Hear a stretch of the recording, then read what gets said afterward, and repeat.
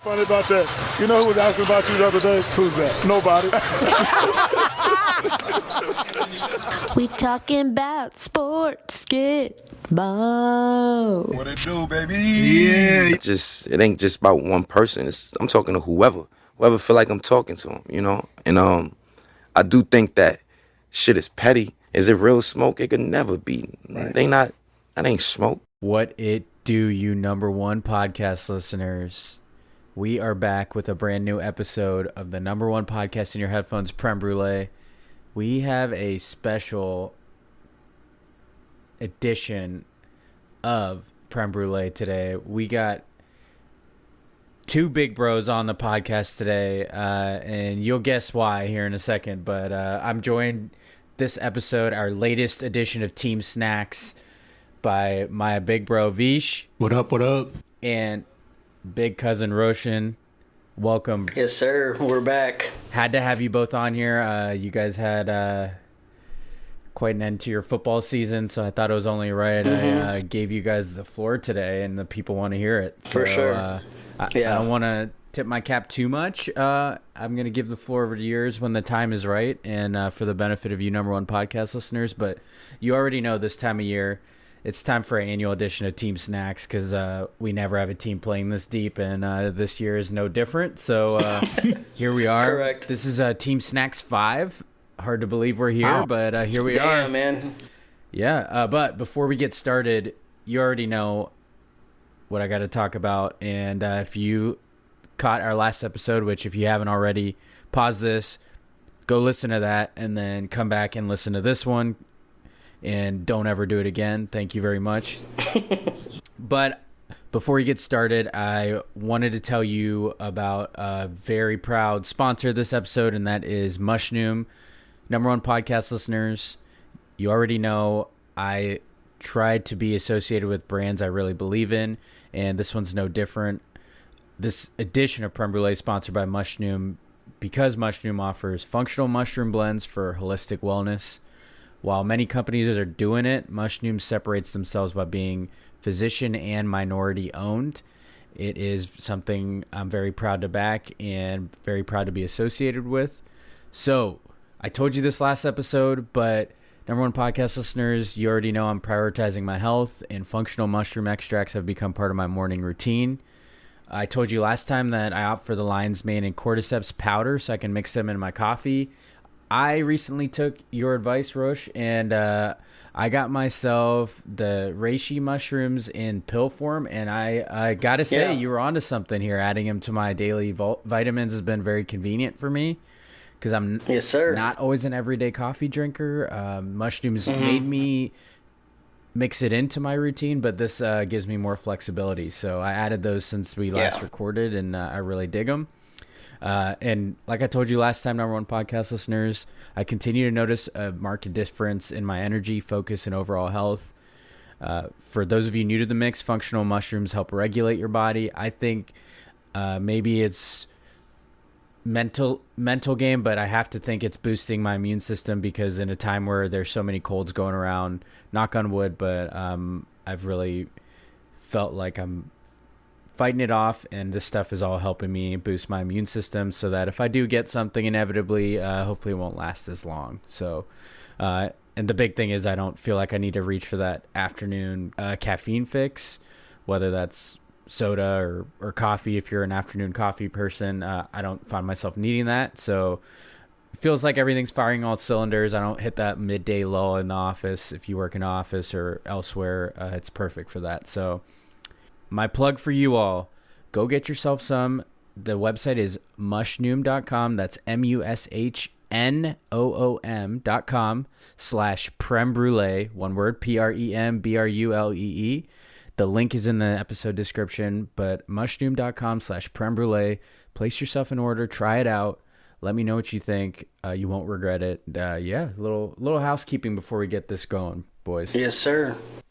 You know, we all believe in Mushroom, and we have good reason to. For sure. Go check it out. Love their website. I'm a big aesthetic person. Rosh, I know you are too. So I love how they designed everything. It's easy to easy to see and navigate and pick out which one works best for you and what benefits you need. So go check it out. Yeah. Shocker, a friend of mine did the website. So there you go. Very cool. Yeah. Yeah. Cool you mentioned that. I didn't even tell him to do that. Wow. Great job. Just Deep, if you're listening to this, What it do, baby? you might be. I know you've listened to like one or two, but if you're listening to this, that one was for you, bro. There you go. Unprompted. Didn't even talk about this beforehand. So. Yeah. Go check out the website. If you're an aesthetic person, even check it out for that, and then maybe you get enticed by placing an order for your own health. Don't overplay yourself. New year, new you, baby. All right. Number one podcast listeners, we know why you're here. Let's hit that yeah, fam or nah. You ready, boys? Go. Yes, sir. Okay, so these first ones, I'm going to treat more like a recap. If you want to chime in, feel free, but I want to get to the heart of this. You know why the people are tuning in. So first up, I wanted to recap the college football playoff national championship. The number one seed Indiana Hoosiers beat the Miami Hurricanes, who are the 10th seed, 27-21. Indiana is the first 16-0 team since the 1894 Yale Bulldogs. That was a big. That was a really powerhouse of a team. Really big season, yeah. So big fans of the Yale Bulldogs 1894 version, but it is their first national championship in school history, and I love this little stat that I heard. They are the first brand new champion in college football in nearly 3 decades. Wow. Holy shit. Yeah, so Indiana, this is their first title. They're the first team to do that since the 1996-97 Florida Gators. That's 29 years since that's happened. It is also the third straight national championship for the Big Ten. They have an asterisk one in 2024 to a team we won't name. Of course, last year was our beloved Buckeyes. Go Bucks alert. And now Indiana. Go Bucks, baby. Yeah. Kurt Signetti, who is on an incredible run.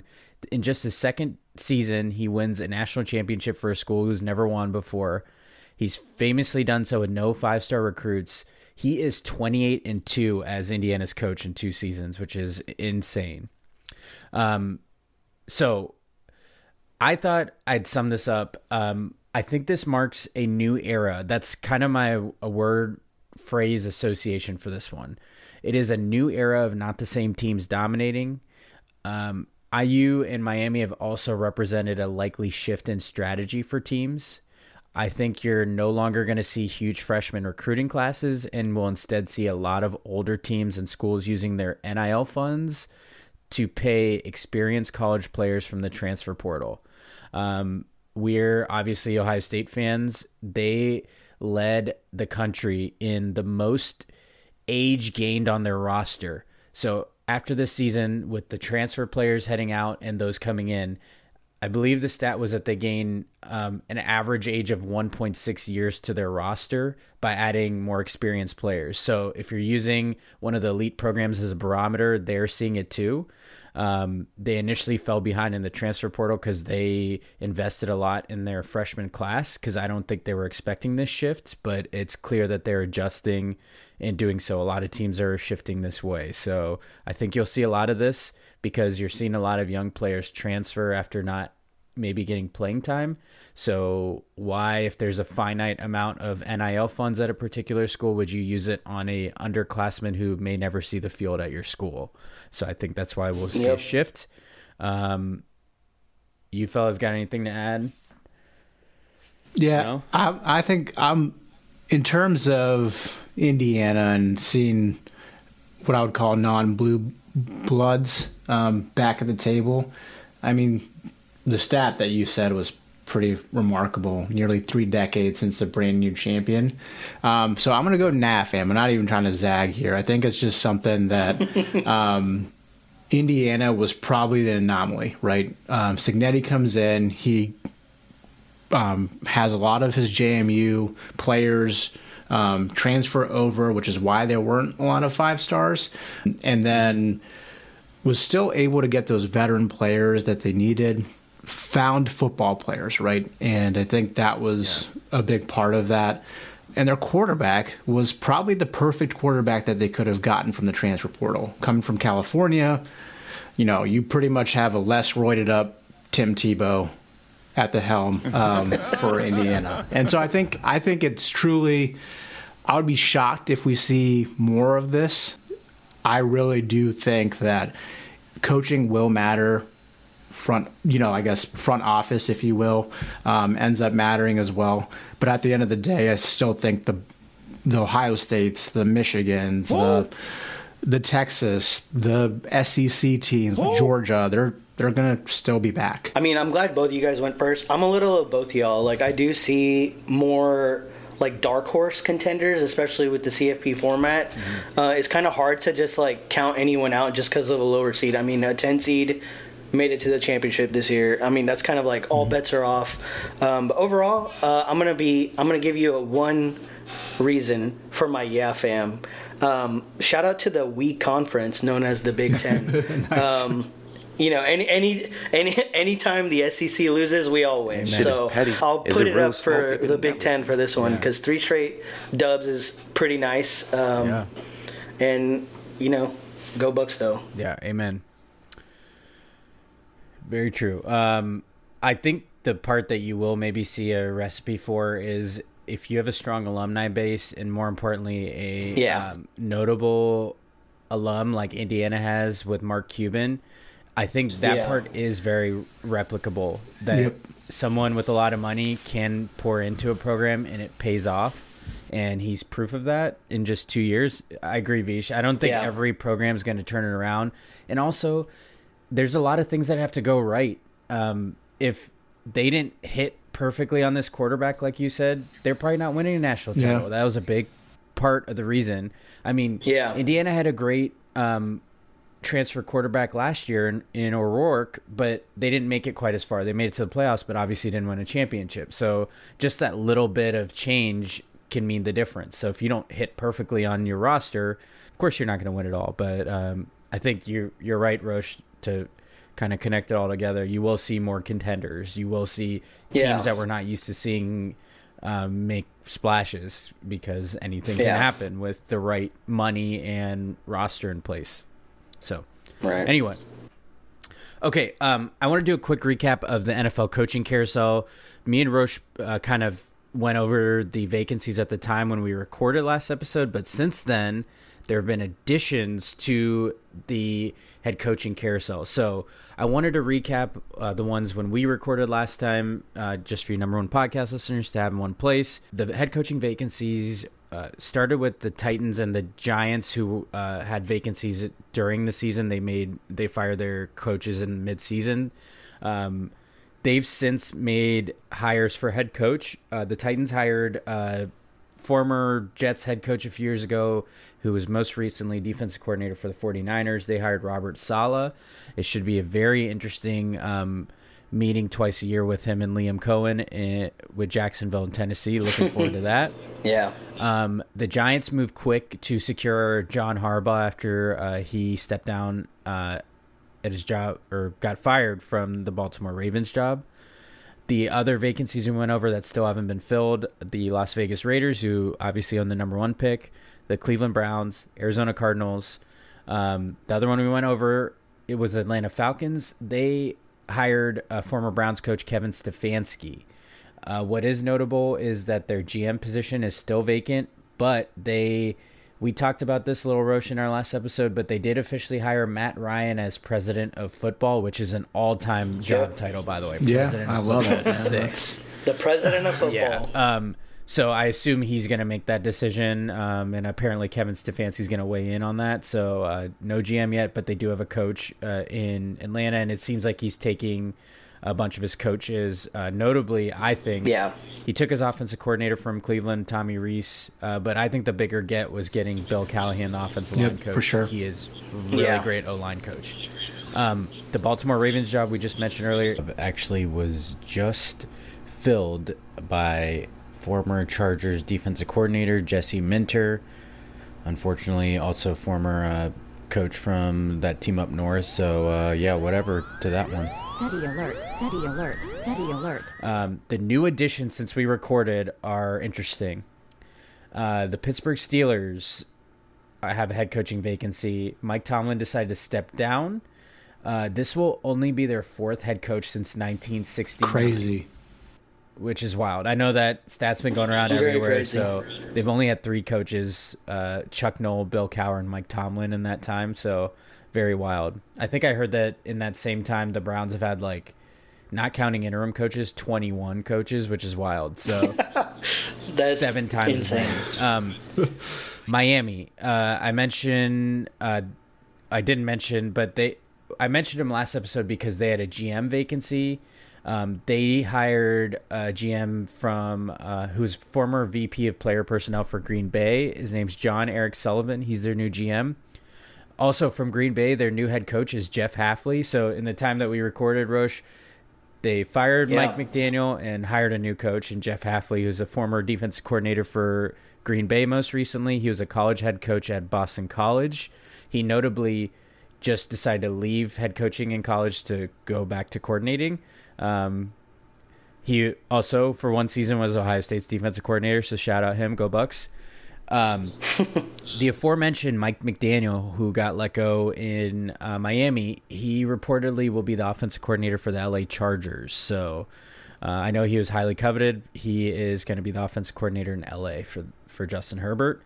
And I think maybe most notably, the Buffalo Bills decided after their playoff loss to the Broncos that they fired Sean McDermott after 9 seasons with the team. So all those resulted in 10 head coaching vacancies this cycle. That is nearly 1/3 of the league. And if you're, that's got to be one of the highest numbers in a long time. yes. And if you're keeping track, 5 of them are still vacant. So we shall see what happens with all of them. But some intriguing jobs, especially with notable quarterbacks that head coach could be coaching in Baltimore and Buffalo. So we shall see. More on Buffalo in a little bit, though, because that might make that a little less enticing. Spoiler alert. Yeah, for sure. Okay. We're going to talk about this next one a little bit more, and you played yourself, but I did want to recap the NFL playoffs so far. Number one podcast listeners, we are going to make our picks for the conference championships and our Super Bowl picks later, so stay tuned for that. But I did want to recap in the NFC. The Seahawks defeated the 49ers big time, 41-6. They will be hosting division rival the Los Angeles Rams, who beat the Chicago Bears 20-17 in overtime after what was an incredible game. The Seahawks and Rams will have their 3rd meeting this year. They split the series this year. Get this, teams who won by a combined 3 points between the 2 meetings. So I think we're in for a treat in the NFC Championship game. Very fun matchup. More on recapping those picks later, but early shout out to you, Roche. You called that one perfectly. So down to the 4 teams that made it even. In the AFC, it went pretty chalk. The Denver Broncos defeated the Bills 33-30 in overtime, and unfortunately, your guys' Texans lost to the Patriots 28-16. It is the top 2 seeds, but the most notable thing about the AFC Championship is that Bo Nix fractured his ankle and is out for the season. So Jared Stidham will be starting for the Broncos in the AFC Championship game in his 5th ever start, of which he's 1-3 so far. It's his first start since 2023. It's also his first pass attempts in a regular season or playoff game since then. So, very interesting scenario. For as excited as I am about the NFC Championship game, I am not excited for the AFC Championship game. The name of the game in the divisional round was turnovers. Guys, get this. You had to go there, right? I'm sorry. I know you're going to do this later, but the 4 losing teams from last weekend had a combined 16 turnovers. Goddamn. The losing teams averaged 4 turnovers each, compared to the winning teams who had just 4 turnovers total, and 3 of those were by New England. Sorry, sword subject again. And 1 by Denver.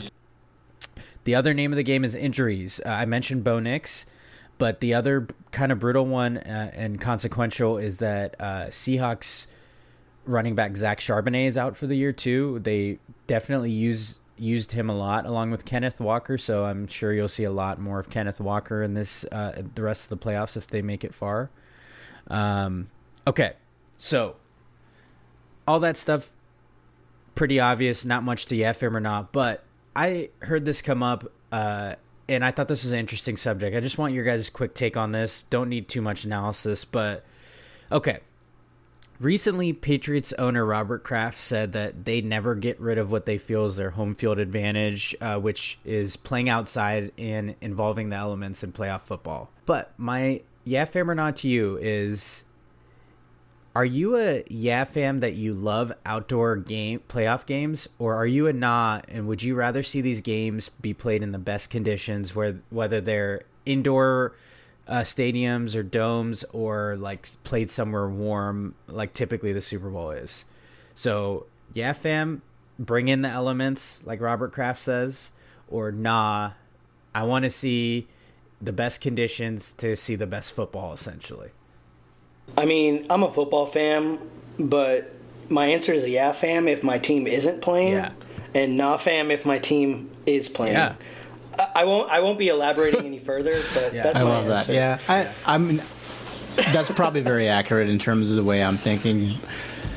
There is something to be able to watch a game that is in the snow and the cold, and I think from the warmth of your own home, from the warmth of my own home, is with the hoodie, with the beer. It's nice. It makes a difference to be able to watch, and it's. But, I think Kurt Warner has historically said, he would love to be able to have all these games played on a, indoors or, in a warm condition that is not outside like an electromagnetic field and all of that kind of stuff. Yeah. I'm with you guys. I'm a nod to this one. I want to see the best conditions because I want to see the best team win.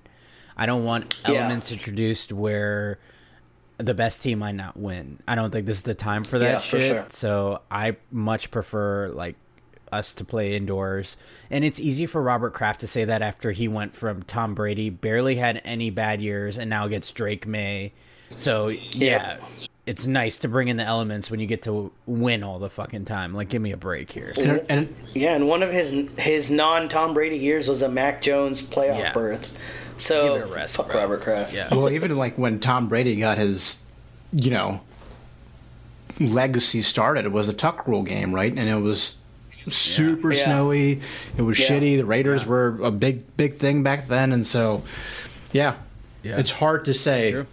They wouldn't ever get rid of that. So it'll be interesting to see how the Bills, when they get a new stadium next year's, what that looks like. And I know a lot of the other teams that are in these cold conditions as they get new stadiums and all of that, it's going to be quite fascinating to see what they keep in terms of the elements and what that means, the bear weather as people have called it. Anyway, thought that was a fun one, but okay, more on the playoffs here in a second, and with that we've reached the end of yeah fam or nah, so we know why you tuned in, number one podcast listeners. It's time for that. You played yourself. Let's hit it, baby. I'm petty as hell. And I'm super petty. Here we petty Le Pew. Go. All right.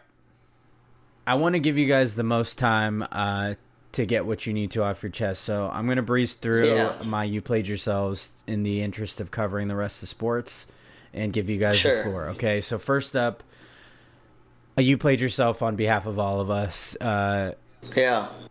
Kyle Tucker joined the evil empire, man.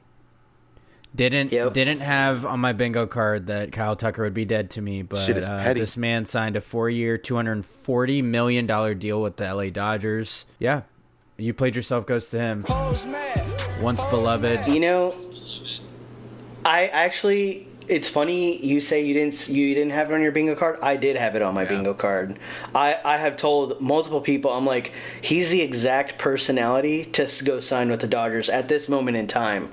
Because honestly, like, while he is a great player, don't get me wrong, and this is going to be salty, but the guy is just the definition of a pussy. I don't have a better word for it.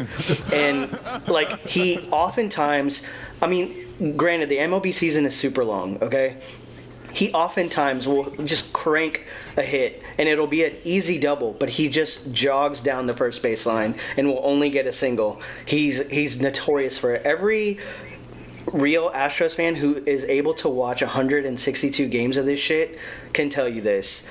This dude has a 187 batting average with 23 hits, 4 home runs, 8 RBIs, and 13 runs scored in 34 games in the playoffs since 2022.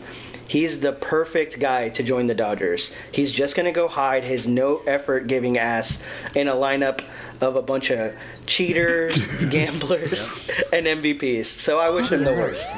Kyle Tucker, you a bitch, bro. Yep. I'm sorry. Couldn't have said it better. Yeah, it actually does stink. You see a player that almost grew up as an Astro, and yeah, he's had a pretty shitty past few postseasons, and yeah, the effort is a huge component, but it just stinks to be able to see a team like the Dodgers continuously do it over and over again. I think we're going to have, I think historically, I don't know how many football is dead moments or podcasts have we had, but there's going to be a baseball is dead. Truly, I think when the lockout hits, it's going to inevitably be something where the Dodgers are spending historical amounts of money, which is fucking nuts in general. But yeah, it's going to suck for the postseason. A $10 billion ownership group and a $1 billion TV deal will do that to that's insane. MF.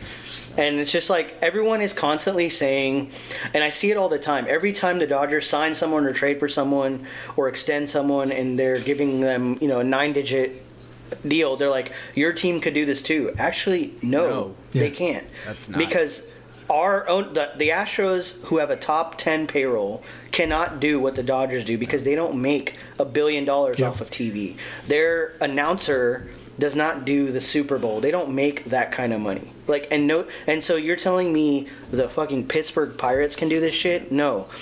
So someone like Paul Skeens is going to end up on one of these 4 teams. Everyone knows it. It's not if, it's when. Yeah. So it's just like sucks. And I alluded to this on the last episode. It's like the Dodgers are probably going to win again this year, and we are 100% not going to have baseball in 2027. Yeah. So the more, and like everything I see between people on Twitter versus like the actual analysts, like even like one of the biggest baseball like reporters alluded to, well, he can opt out after this year even if there's a lockout. And it's like when the reporters are reporting that there's going to be a lockout, it's coming. Yeah. It's inevitable. Yep. Okay. Yeah. All right. My next one involves that the deadline is now passed to declare for the NFL draft and to enter the transfer portal for college football players. My special "You Played Yourself" goes to those out there giving bad advice to college players. We have seen a lot of players end up in worse situations for not the money they thought they'd garner. Yep. And it is really unfortunate because, yes, they're earning hundreds of thousands, some cases millions of dollars, so you can't really feel too sorry. But these are still like impressionable college-age kids who've never seen this kind of money, and it feels like there are a lot of bad actors at play here in the Wild West system the NCAA has allowed to permeate in college football. And it's unfortunate to see. I mean, I follow Ohio State, so I've seen a lot of players seemingly end up in like basically in a comparable role in the new school. I can't imagine they were getting more money, and they're still gonna be in like a worse market and not as bright of lights. So I hope it works out for these players that are in the portal. And I didn't even talk about the ones that didn't end up finding a place yet. So You Played Yourself goes to those people out there doing that.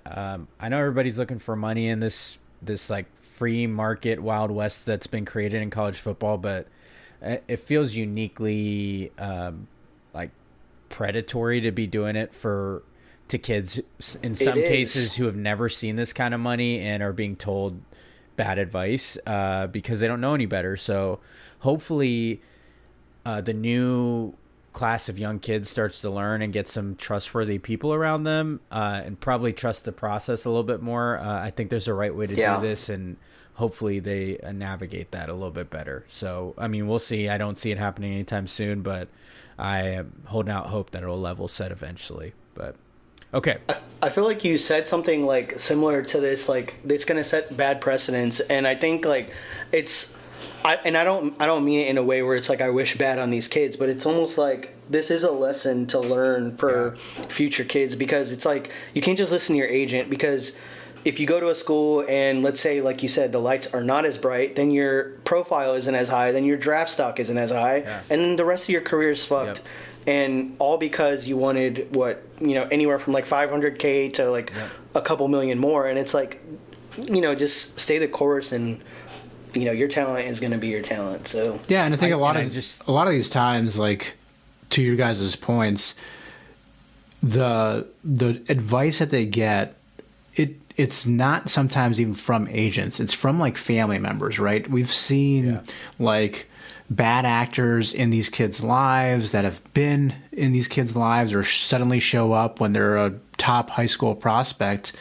And it truly is the Wild West. And until people start to say, you're going to sign a contract and you're not going to get any guaranteed money until you actually play in a football game. You might get a signing bonus or something like that, but the more games you play for our school, the better it is. And if you sign a contract, if you're transferring, that other school has to buy out that contract.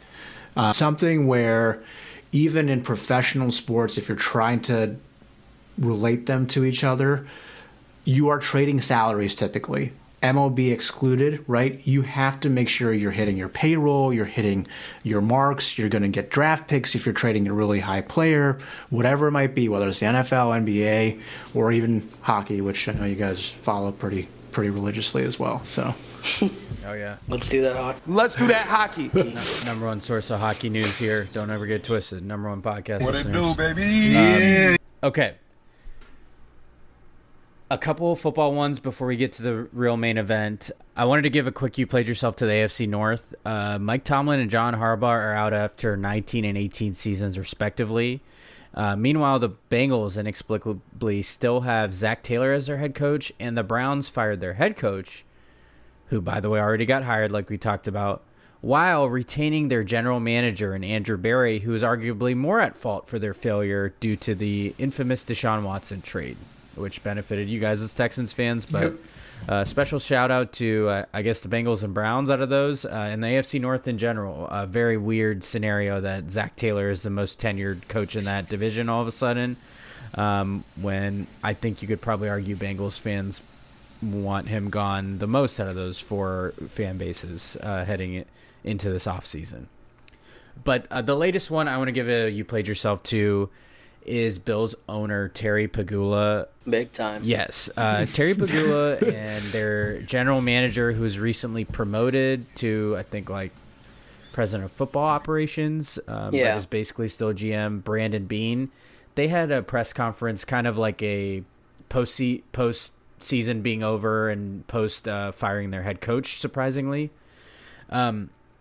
So the context is that Beane was asked by a reporter about their decision to draft Keon Coleman, who, if you remember, Keon Coleman was drafted 33rd overall in 2024 and has had 2 disappointing seasons so far in the NFL, and has been disciplined a few times too.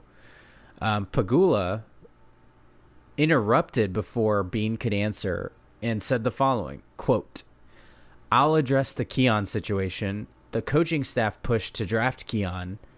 I'm not saying Brandon wouldn't have drafted him, but Coleman wasn't his next choice. That was Brandon being a team player and taking advice of his coaching staff who felt strongly about the player. And, he's taken, for some reason, heat over it and not saying a word about it, but I'm here to tell you the true story," end quote. So this man, as owner, threw his current under contract wide receiver, Keon Coleman, under the bus, all while also running over recently fired Sean McDermott. And I think the best part was, like, it's amazing that they'll go and say this stuff as if people won't immediately produce receipts, because there's footage from the 2024 scouting combine where Brandon Beane talks glowingly about drafting Keon Coleman. He ran like a slower 40 time than they thought, and his comment was something along the lines of, "It'll help him fall to us." It is from the Bills website. Like, it's not like from their socials or it's their like, YouTube. That's incredible. It's clearly behind the scenes, like they're in one of the like suite in the suites of the combine watching. So the idea that they would think there wouldn't be receipts is truly indicative of how out of touch owners can be. Which, surprise, these rich old guys are not in touch with reality. Who would have thought? So. The other part of this, just incredibly, it was like watching. You couldn't take your eyes off of this car wreck of a press conference. Pagula claimed that he made the decision to fire McDermott after they lost to the Denver Broncos with committing a lot of turnovers, as I outlined earlier, and he did so after walking through the locker room and seeing how devastated the team was, and then. He also, at the same time, at one point chimed in that the reason they lost was bad officiating. So he kind of got pressed on, like, okay, if it was bad officiating, then why did you fire your coach if you think that's the reason? And he claimed then that it wasn't afterwards.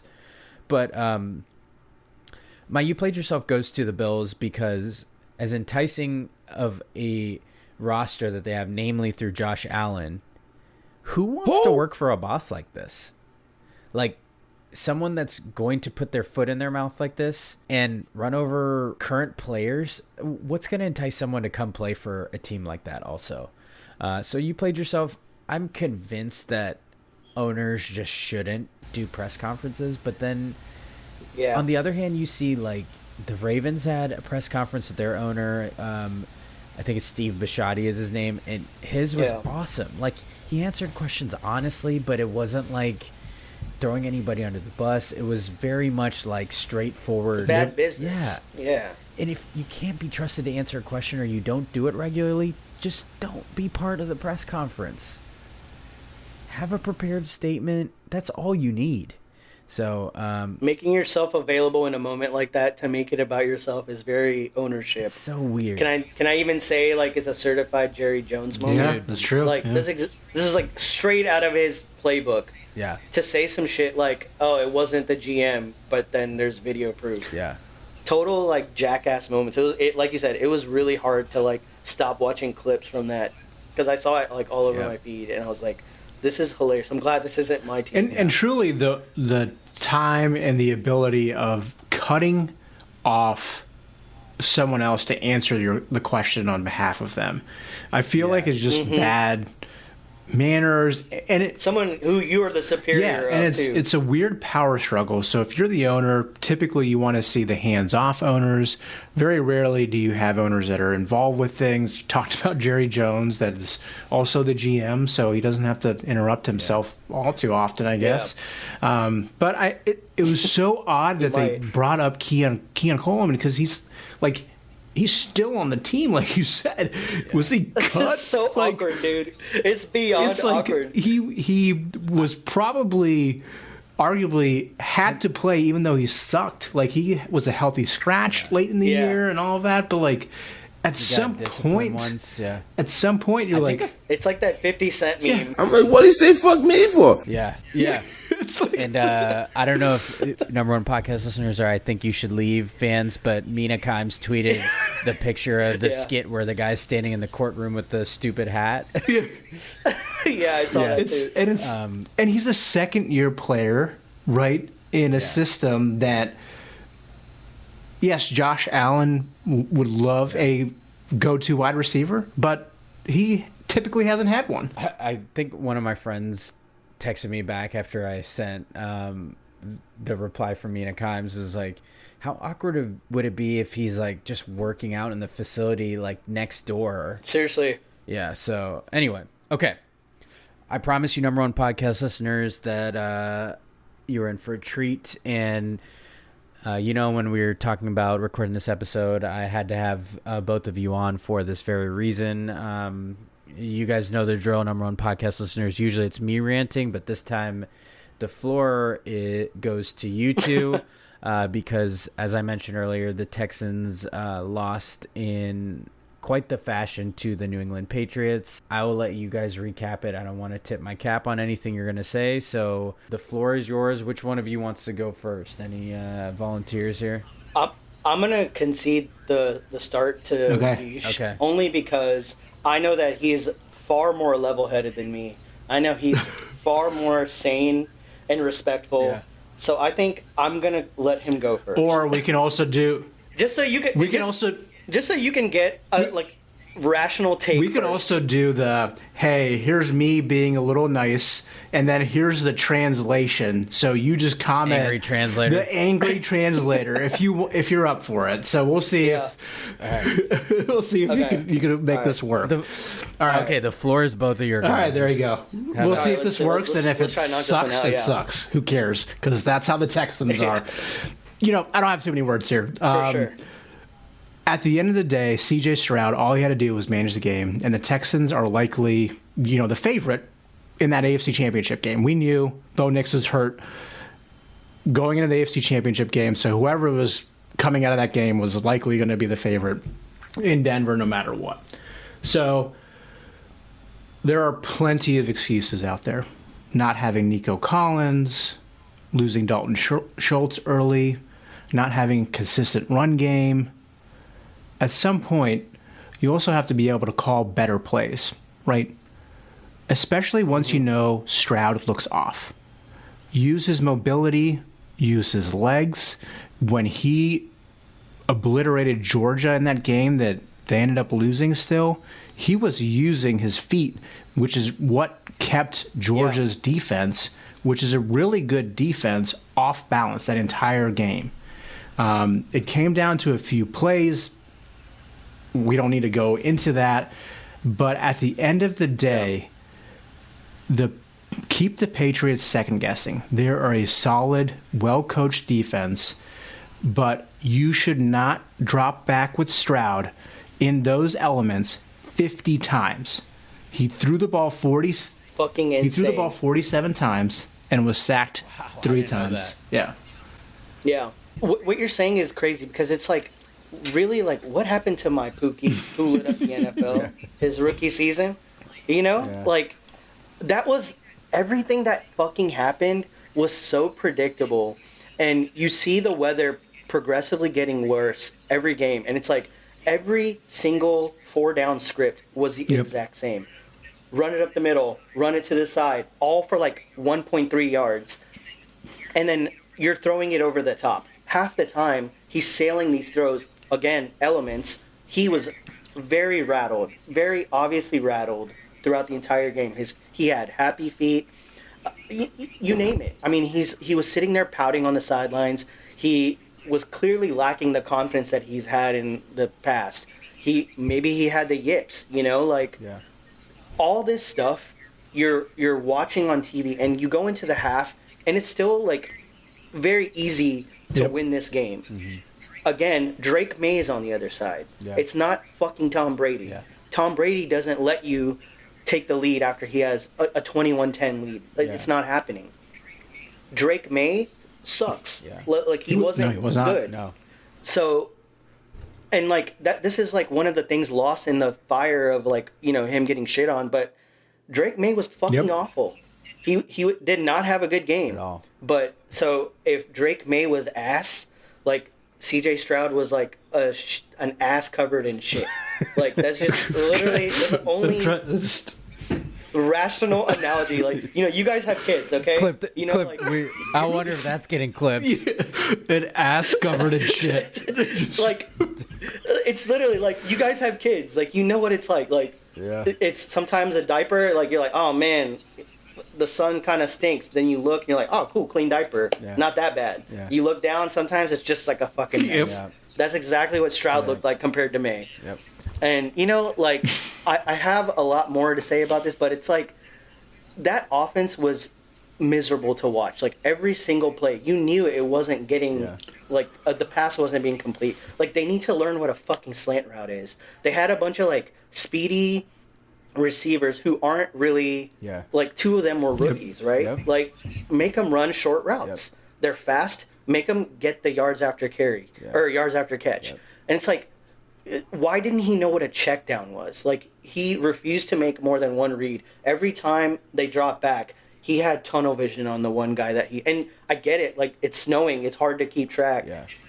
But it's like, come on, dude. Like, it was I feel fucking like, miserable. Troy Aikman kept saying, like, I wouldn't be surprised if he has an injury to his hand. That's how bad it was. Well, and that and it's like, at that point you need to simplify your offense, right? So you might have a wonderful game script, but at a certain level, you just got to look at the weather forecast. It might be cold, it might be snowy, it might be both. Like, let's adjust this so that we can actually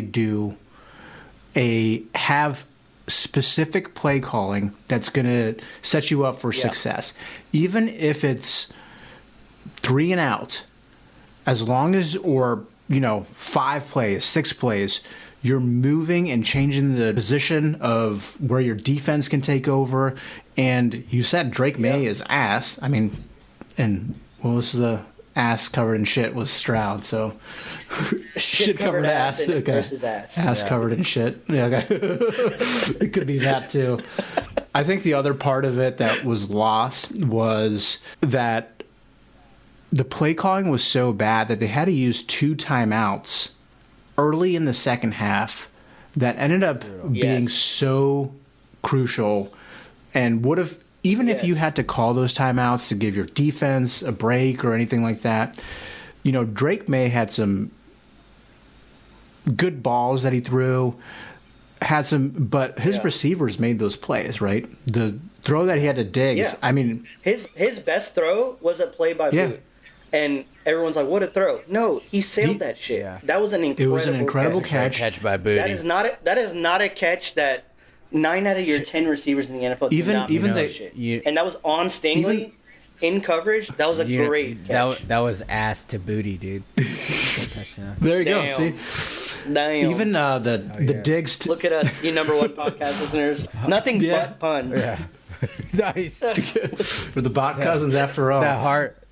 That hard-hitting analysis, baby. That's what you came here for.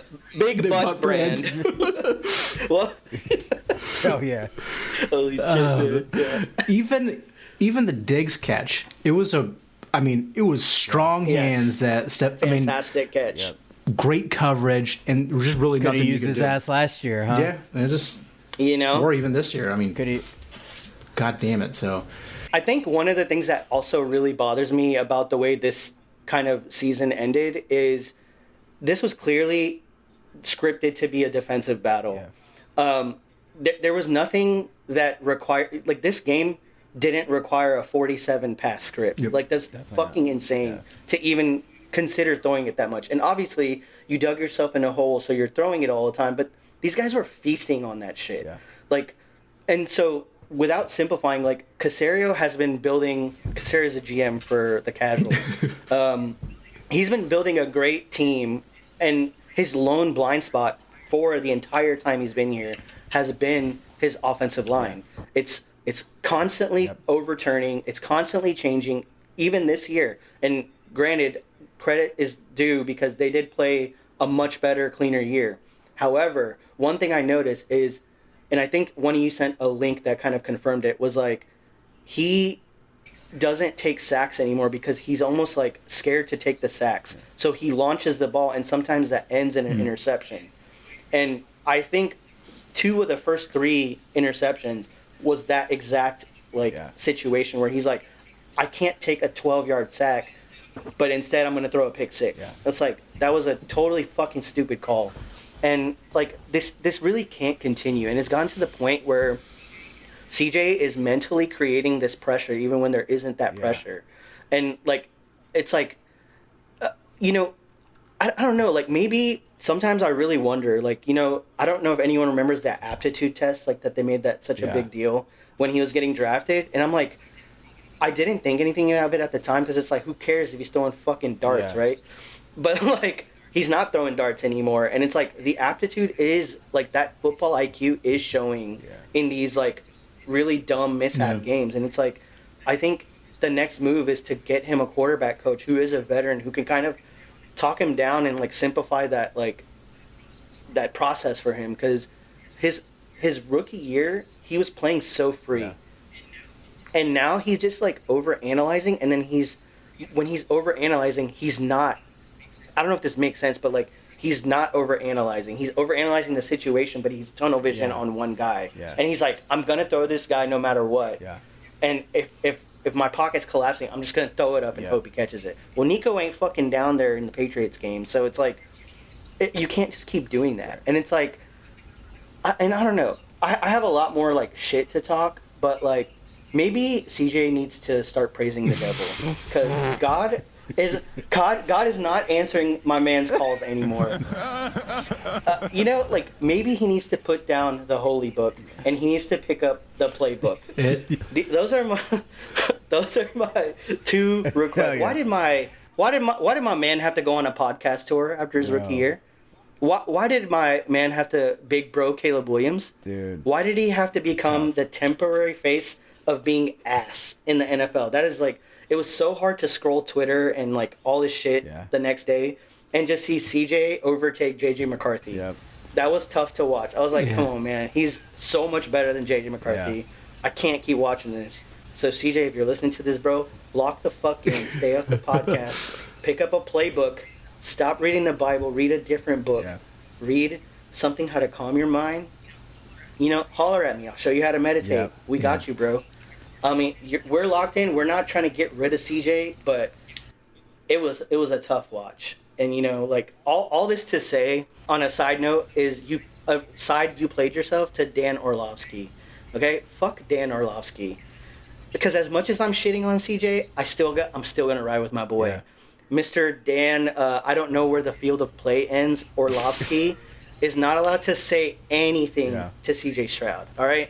He was like on Twitter being like 31 other quarterbacks in this league win the game. No, they fucking don't. Okay, you have when people say this, it is not. It's so like shitty to overlook what the Patriots defense did. Like they had an incredible game plan. Incredible, yeah. They were destroying the line of scrimmage. They were collapsing that pocket within seconds, and it was snowing. Like, CJ had nothing to do. Also, you can't overlook the lack of skill players. I'm sorry. Like, you can't. I just watched those games, and the idea that a defense doesn't have to work. Like, they were talking so much about Christian Gonzalez. They have an elite corner that would have followed Nico Collins across the whole field. So then, conceivably, you're taking away at least a corner. So you're taking away tension from half the field without Nico Collins. And Dalton Schultz, Dalton Schultz. I mean, Dalton was having tight ends aren't top better than tight ends. Dalton was having a incredible year. He had an incredible year. He actually had a great, before he got hurt. I think it was on the first drive. Yeah. I mean, he had a big 40-plus yard reception. That was pretty much wide open. CJ Stroud's two go-tos, aren't they? Yep. So I think the ultra frustrating part was that he did not have a clean game against Pittsburgh. And luckily Pittsburgh's offense is even more ass than any of these offenses. Yeah. And all week it was, as long as you take care of the ball, you're giving your defense a chance because Drake May does not take care of the ball. They get great bounces. They got probably a incredible game. Like the ball just, I think he fumbled it deep in their end zone, and Will Campbell must have fell on it.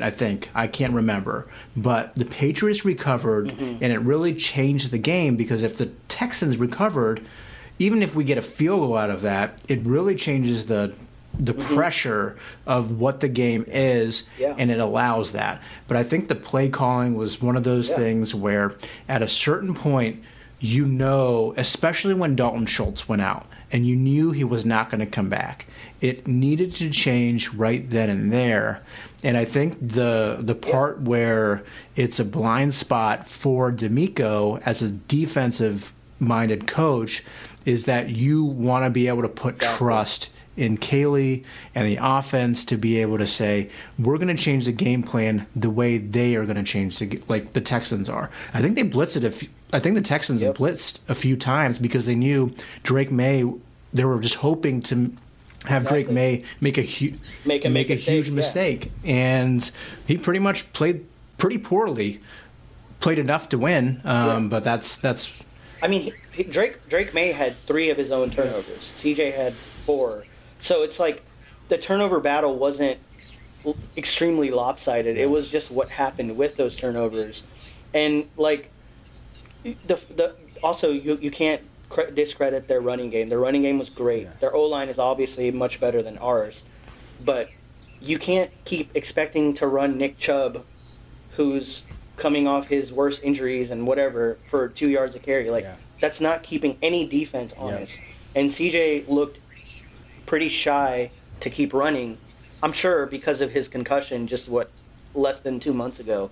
So I get all that shit, and to not adjust that. And I also saw a stat that, like, their 2 rookie receivers, Higgins and Noel ran 6 routes. Crazy. Tell me why Nico Collins is out, and the guy who you trust to return every kickoff can't line up and take some slot shots. Yeah. Like, it makes no fucking sense whatsoever.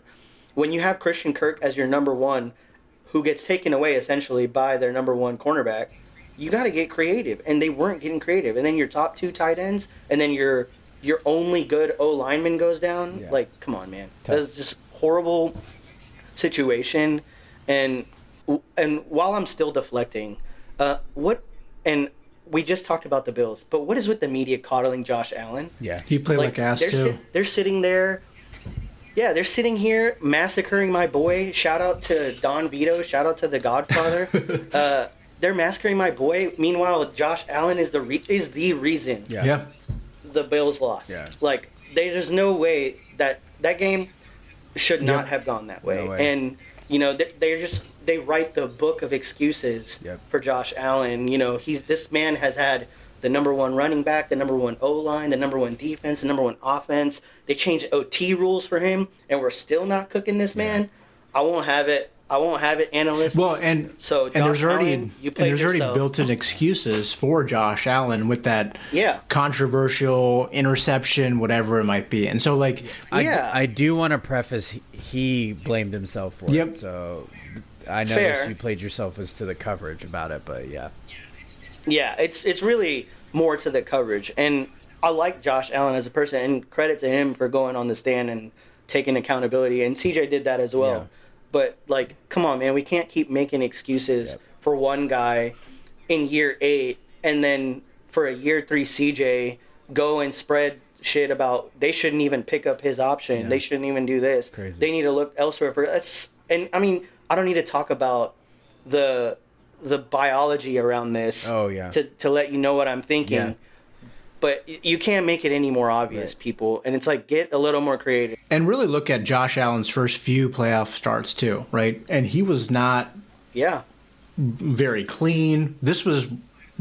I was at one of the games, and they were up 14-0. Yeah. Or what is it, 13-0 he had this weird pitch. And they lost he had this game. Weird pitch as he's running it, and, like, it really changes the perception. And I think the more you're able to trust in a player and make those decisions, you're going to have bad games, and it's just going to be how you bounce back. Yeah. So I think, you know, this offseason is going to be really crucial to be able to get some playmakers back, really shore up that running back spot. We didn't really talk about that, but, I mean, the running game was atrocious for obvious reasons because the Patriots' defenses. Mixon was not there, and I think today, you know, with some closing for a lot of these teams and all of that, Cassari even said, like, Mixon basically had a freak foot injury. It wasn't because he was doing anything illegal or outside of his contract, but it just, like, they had no idea what happens. And, you know, I think they just drafted Woody Marks as a potential handcuff. Let's see what he does on special teams. Right. So, but not, like, end up being your starting running back because they did trade out of the first rounds last year. And had they known a little bit more about Mixon, I think they could have gotten any of the Ohio State running backs. They could have gotten a whole slew of you name it to be able to say, hey, we're gonna invest in this. Yeah, we're gonna bring in Chubb, and he's gonna be the presumptive starter. But we we can't rely on Nixon. So I think that was something that they just didn't foresee. It was just, and I do believe that. So I think D'Amico and Caserio are on the same page. We talked about the Bills and their GM and coach not doing that. So, but we can go on and on. But and there is some they don't need to make built into that. They don't need to make a single change on defense. Just every offseason move should be the offensive side of the ball. It seems like. For sure. I mean, like O-line, running back, and receiver. In our defense, if you don't remember, they also had relied on Jimmy Ward to play really that Petrie role. Jimmy Ward got in his own way and all of that, and really didn't play this year. But him not being there, I think he was a captain last year. So you have a player like that that's missing. And your defense still is able to hold their own. I mean, you have pretty much the second best defensive player in the NFL, knock on wood, behind Myles Garrett and Will Anderson Jr. He was a game wrecker. I mean, he had 3 sacks himself in that game. And it is fun. One-man wrecking crew. It's fun to watch that defense, man. Bro is about to get paid for sure. As he should. He should be highest paid, mostly because he might not even be in his prime yet. Probably isn't. He's so... Yeah, they need to do that early, And I saw that he was PFF's highest rated defensive player of the year or something like that, which is crazy in year 3. Yeah. But yeah, that'll diffuse the rest of my rant here. So CJ, I want to end with you, and I want to tell you that I really need you to stop pouting next year, bro. I watched you pout 10 too many times this year. I know you got the yips. Work on that shit. Lock in. Bring that rookie magic back. And, we got a squad. There's a squad out there. And, there's a lot of people to shut up. And there's nothing better than a revenge story, in my opinion. The league likes to call it comeback. I like to call it revenge because I'm petty like that. Petty alert. CJ, if at the very least you don't make me regret having my son's initials really after you. So let's change your ways. The way I talked to Calvin about this, let's make sure that you have a cry, you dust yourself off, and the show must go on. And that's from Bluey. So there you go. Yes, sir. Funny enough, Vish's son is also named Coleridge Bernard Stroud. So yeah, and CJ, I'm calling you Coleridge until further notice, bro. All right, I don't let people like Anthony Davis off the hook with the Tony Davis, Jimmy Harden. You're Coleridge until further notice, bro. Get that CJ back, bro. I believe in you. Yes, sir. Yes, sir. All right, go Bucks, go Texans. Way to deliver, fellas. Didn't disappoint. I don't think I've ever had a headlining slot on You Played Yourself. Yeah. I think this is the longest, and I'm very happy to share it because I think I would have gone off the rails a lot more if Vish wasn't on the other side. And I'm glad you interrupted and was like, let's trade off. That was a good call by you. Very good call. I will leave this segment feeling a lot more sensible and rational than I would if you let me rant by myself. Yeah, you guys were pretty sensible together. Yeah. I would have. Which is just surprising. I think you changed the dynamic. Yeah. I think you changed the dynamic. It was almost like a dad telling a son to tighten up and shape up and just behave. So shout out. I think it was also I was frustrated, sure, in the game, but it was Calvin being there and watching the end of the game and Daddy, you're upset, the Texans lost. I was like, it stinks, but it's just a game. Yeah, I actually was with my brother and our family, and it was my nephew's birthday, and I really couldn't react the way I wanted to, so I was suppressing it, and then as soon as I got home and I got to unload on my Twitter, I was like, all right, I feel a little more rational. And I mean, I obviously let off some shit in the group chat, but yeah, I had to cool it in the moment, and I had to cool it on the podcast. I wonder if the dynamic, like you guys talked about in the press, with them going so at it with the Texans versus how they treated other teams that disappointed, like the Bills, it kind of makes you switch up and like defend your team when. Yeah, it's almost like I get he was shit, and like. I mean, you look at my Twitter feed, I said as much, but when you have, like, Dan Orlovsky, like, literally defending Josh Allen's game this week and, like, saying 31 other quarterbacks could have won. 31 is a wild number. Even Drake May. I would like to challenge you to name the quarterbacks on your own and be like, I think you can come up with maybe 3 or 4. Yeah. I think 20 plus quarterbacks in the league, considering the elements, considering TJ didn't have half his offensive starters, they are not winning that including their right game. tackle. Geno Smith is not winning including that game. Trent Brown was out. I think the egregious one was that pick six. I mean, that one just looked like absolute crap. It looked like if you stuck one of us back there and we faced a live blitz, like that's something we would do. Like that's what I would do. Like throw it away, don't hit me. Like that's what that looked like. Yeah. But the other ones, well, the one was on a tip pass, so I don't think you really put that on him. Yeah, I didn't count that one. Yeah, the one I think he saw they were running a wheel route, and he just didn't see the guy come over and pick it off. Right. I think he thought he had the room to throw the wheel route to Kirk. Yeah. And the other one was behind. You can't excuse that one either. So they were bad turnovers, but like the Also, why the fuck did they wear white when they knew it was gonna snow? Yeah. That did not work in their favor. I think that probably hurt CJ more than it helped him. Yeah, well, that seems like coping, and I'm going to let you have that one, but yeah. I'm going to have one cope sentence, sentence per segment. Respect, yeah. I didn't cope. You said... I did tell him to praise the devil, so I got to... You hit us... I got to do something.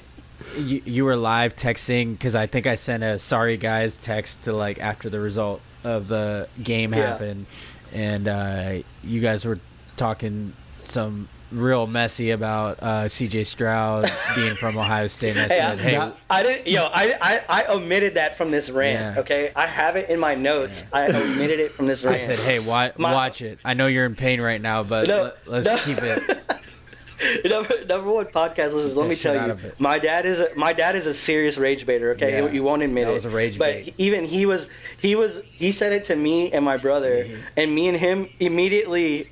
Like, me and my brother immediately jumped on my dad and we're like, fuck off. What does that have to do with anything? Yeah.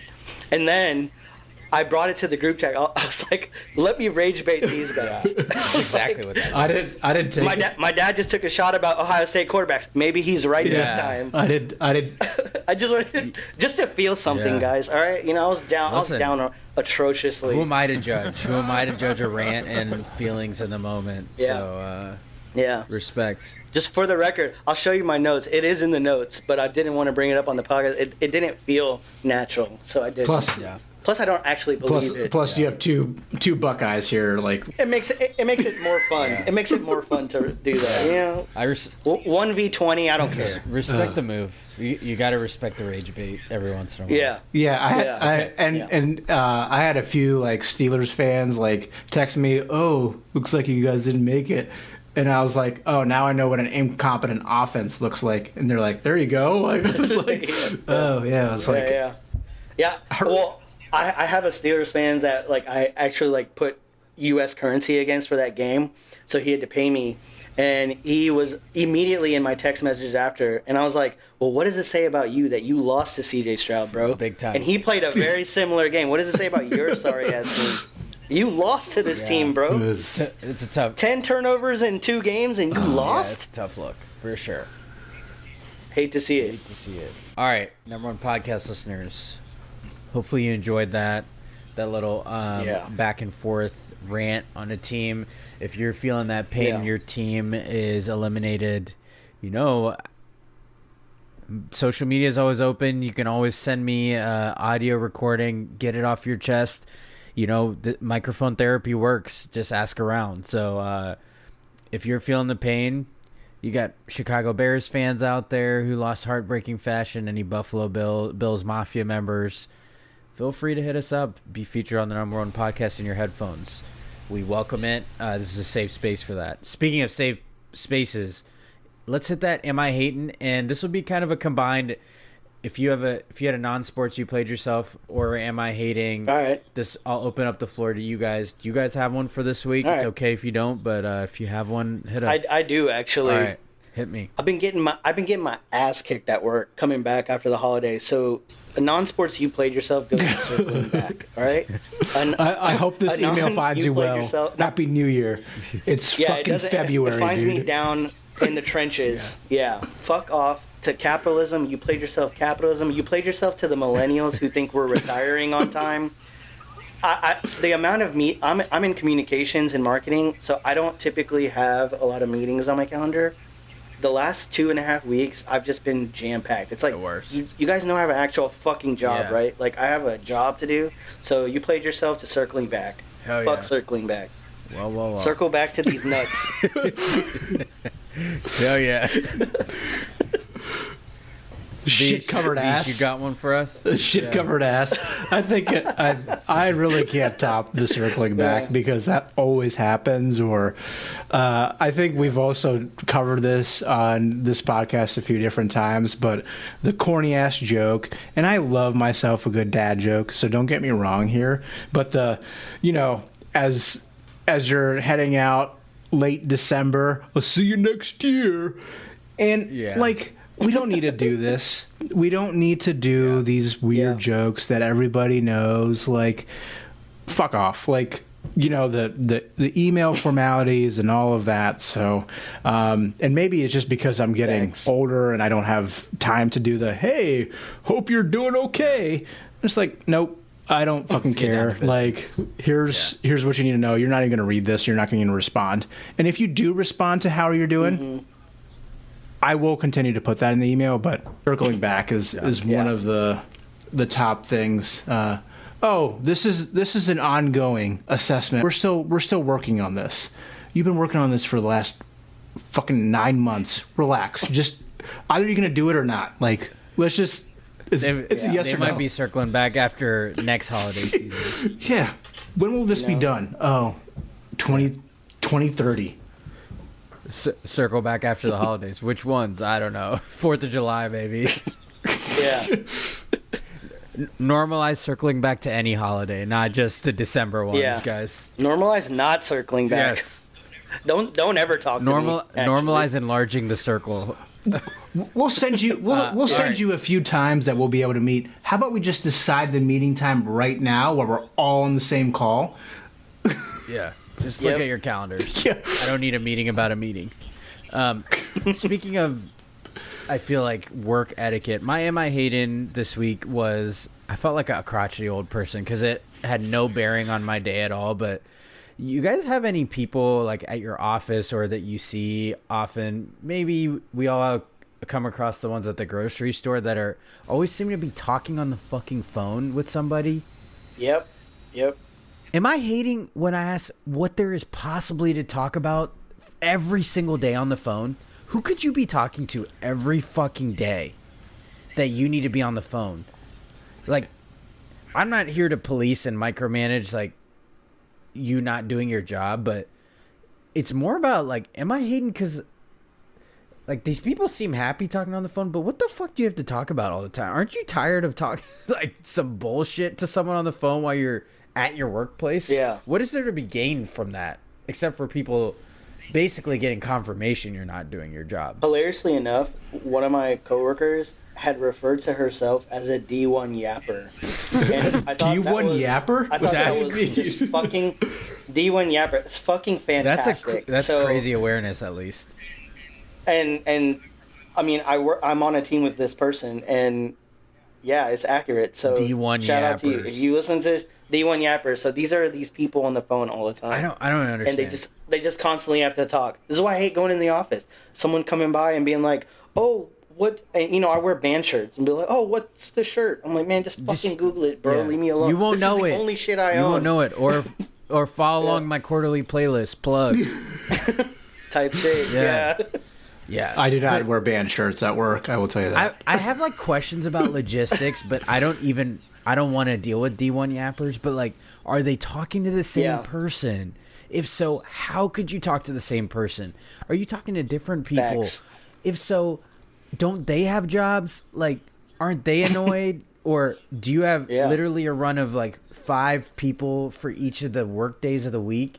So they only have to talk to you once a week, but you get to be the D1 yapper you are. So many questions, not enough care. So am I hating? Probably, but if you have one, you work in an office, if you have a D1 yapper, this one goes out to them. So shout out to that coworker for their awareness, and also the terminology. Okay. Yep. We're stealing it. We're not even giving credit. No, because we're not about to dry snitch on someone for being a D1 yapper, but nor would you want us to. No doxing on the number one podcast. No way. Okay. Number one podcast listeners. Now I wanted to have a little fun with who you got, what you feeling. You know this is Team Snacks edition, but I wanted to recap a little bit of our picks last episode, Roche. We did talk about the coaching carousel. Already went over that, so I won't re-go over that. We picked. We made our picks for NFC and AFC championship game of who would make it. I talked about this earlier, but you got it exactly right. You had Seahawks and Rams. You had it down to the 4 teams that they would play, so they had the logistics right. I had this. I got the wrong fucking conference. Yeah, right? Exactly. Didn't want to hint at that. Hate to see it because I ended up getting the AFC pick right. I went chalk with Broncos and Patriots. You did Broncos and Texans. I wish this was flip flopped. And me saying that is a big deal because my pick in the NFC was the Eagles. So me even saying that, I might be a football fan atheist, but I still do really fucking hate the Eagles and always will. So I wanted it that bad for you guys. So I wish it was switched. Right on. Unfortunately, I ended up being right about the AFC. You were right about the NFC. The college football playoff national championship. So you were saying that the number one podcast in your headphones was accurate in their predictions. Yeah. Okay. If you're putting money collectively, hell yeah. Along those same lines, the college football playoff national championship, it was down to 4 teams. We made our pick to win it all. And you had Oregon over Miami. I nailed it. I had Indiana over Miami for my pick for the 2 teams that would make it and who would win. So collectively, we did pretty damn good, man. Couple of ball knowers, bro. Couple of ball knowers. You already know. No casuals on the number one podcast. Absolutely not. And hard hitting analysis, like ass and shit covered ass. That's what you get here. Yeah. Okay, you knew this was coming. We're down to the final 4 teams in the NFL. I want to get your guys' picks for who makes the Super Bowl and who wins it all. We already went over it, but in the AFC, it is the number 1 seed Broncos hosting the number 2 seed New England Patriots. And in the NFC, it is the number 1 seed Seahawks hosting the number 5 seed Los Angeles Rams. I won't bug us with making the pick for the AFC. I feel like, unless I'm wrong here, I feel like we're all picking the Patriots in the AFC to make the Super Bowl. So we can skip that. But I wanted an interesting who you got. What line would it take for you to put your own money on the Broncos with Jared Stidham playing for them? They are at home. For you degenerates out there, the line currently is that the Patriots are favored by 5.5 points in Denver. So what would the line have to be for you to put money comfortably on the Broncos? So before you get into this, I think that even if Bo Nix is playing, with this line, it means that the Patriots were still going to be favored over the Broncos. To me, I think that's how it would be. I can't imagine that Bo Nix is worth that many points. He's, number 1 seed, but he hasn't been blowing the league by fire. Like, he's just been kind of making it work and all of that. So I really think if Bo Nix is playing, this line is like maybe 1.5, 2.5. Maybe so. Patriots still, because 5.5 is ridiculous. I mean, it's just not. Broncos, so they're home. Yeah, and So would you take money on the current line, or would it have to be more? I think I'd have to be more. I was thinking it'd have to be, for me to think about it, it'd have to be like that 9.5, like 9.5, 10 is what I was that's thinking. probably Yeah. I was more. like, You'd feel more comfortable. I mean, I think it's you just don't know because if you had a backup that has played meaningful snaps and started a few games, I think you'd be enticed to take. Yeah, he's no Davis Mills. You'd be enticed to take 5.5, but yeah, I don't know. All right. So hit me with your guys' picks. Who's making the Super Bowl? What's your result of the Super Bowl? What team is beating who? Rush, we'll go with you first. I think like my gut reaction is that the Seahawks are just better than the Rams, but I think the Rams. I think it comes down to defenses. They're both good. Offenses, they're both good. We're talking Stafford versus Sam Darnold, so I'm going to take Stafford. Got it. I think I'm going to take the Rams. I think it's going to be a really close game. I don't think it's going to be a blowout. I think it's going to be like game of the year potential, at least like best game of the playoffs potential, and we've had some pretty good ones. Yeah. So, shout out to that Bears Rams game. That shit was electric. Yeah. But yeah, I think I'm going to take Rams, and I think the Rams are going to win the Super Bowl. Rams over Patriots for you. Yep, and I agree. I hate to have the same type of pick, but I think Rams solely because of Stafford as a quarterback. I trust more than I would trust Sam Darnold in that same spot, and that's the only reason why. And then same thing in the Super Bowl is that I think Stafford is the best quarterback left, and it's hard to go against him. Okay. I do like a potential revenge theme for Seahawks over Patriots, so that would be good TV right there. Feels a few of them. Yeah. Either one's a rematch of a fairly recent Super Bowl, but I'm gonna take a page out of Vish's book and zag a little. I'm gonna go with the Seahawks over the Patriots in Super Bowl 60. If you're team Roman numeral, it is Super Bowl LX. It's kind of aesthetically kind of nice, but Super Bowl 60. Nice. I'm going Seahawks. The reason I think that is I think the Seahawks have been the most complete team all year. Yes, the Rams have a quarterback advantage, but I think overall I love the Seahawks defensive line. I think they have players at every level. And it is going to be an interesting matchup. I think the Charbonnet injury is low-key very big in this matchup. Because they're going to really have to depend on Kenneth Walker, who isn't super durable in his history himself. But, I just feel like Jackson Smith and Jigba is so tough to cover. And obviously the Rams have two really good receivers, but I just think the Seahawks have been good all year. So I kind of give the edge to the home team, and I feel like that stadium's going to be nuts, rightfully so. Yeah, so, the Seahawks have the best wide receiver in the game, too. So, JSN. Yeah, go Bucks Salute. Go Bucks. Yeah, I guess your dad didn't have anything to say about Buckeye wide receivers, huh? Cheetah Kaka. Yeah. Yeah, I know you're listening to this part. No rage bait there, babe. I know you're listening to this part, Kaka. Good luck to him. No rage bait. What about the Buckeye wide receivers, Kaka? Shit is petty. Is it real smoke? It could never. I should have done that. To say to that. Okay. Yeah. All right. I want to see if you guys are game for this. All right. So we've done team snacks. This is, like I said, the 5th edition of team snacks. I know a lot of people do this, but I thought it'd be fun to do a round robin draft to assemble Super Bowl snacks. And number one podcast listeners, I want you all to weigh in who we think wins this matchup after we assemble our team. So what I'm going to do, Rush. We got a pressure situation. Rush, as crazy. The oldest one of us, the head honcho of our group of cousins, started off, determined the swag level of our whole cousins. I'm going to let you pick your draft slot, 1, 2, or 3. Keep in mind, you pick 3, you get the first pick of the second rounds. Snake style.